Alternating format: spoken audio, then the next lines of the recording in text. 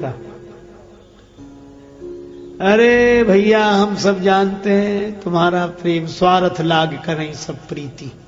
अब उस बेचारे को पता ही नहीं है कि कहां लिखा है, किसने लिखा है। चाहे जिस किसान के मुख पर एक बात रहती है, का बरसा जब कृषि सुखाने, और जिन विचारों को कुछ नहीं मिल पाता वो बोलते रहते हैं को नृप हो हमें कहानी।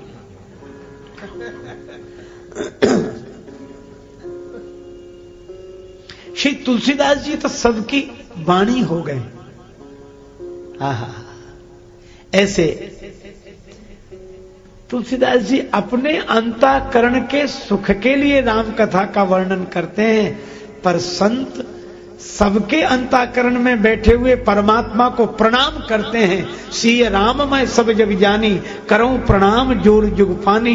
तो सबके अंतःकरण में जो परमात्मा बैठे हैं, अपने अंतःकरण को सुख देने वाली कथा जब परमात्मा को निवेदित करते हैं तो वह कथा सबके अंतःकरण में पहुंचकर सुख देने वाली बन जाती है। इसीलिए राम कथा सबको सुख देती है, क्योंकि इसमें सुखधाम श्री राम का वर्णन है।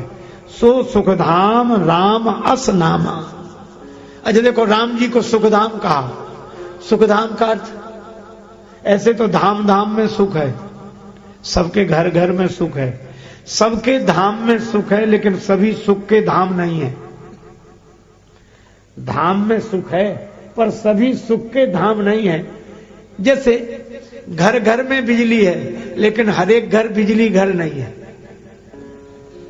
घर घर में बिजली है पर हर एक घर बिजली घर नहीं है। बिजली घर के कारण घर घर में बिजली है। इसी तरह परमात्मा सुख धाम है, उनके कारण ही धाम धाम में सुख है। और श्री तुलसीदास जी अपने अंतःकरण के सुख के लिए जो श्री राम कथा लिखते हैं, वह राम कथा भगवान तक पहुंचती है और भगवान सबके अंतःकरण में है, इसलिए सबको सुख देने वाली यह कथा हो गई। फिर श्री गणेश जी की वंदना है,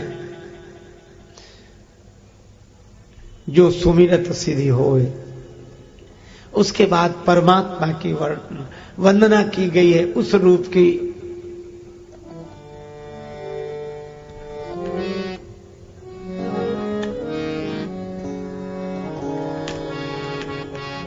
मूकम करोति वाचालम पंगुम लंघयते गिरि। मूक हो ही वाचाल पंगु चढ़ई गिरिवर गहन। सूरदास जी कहते चरण कमल बंदो हरि राई।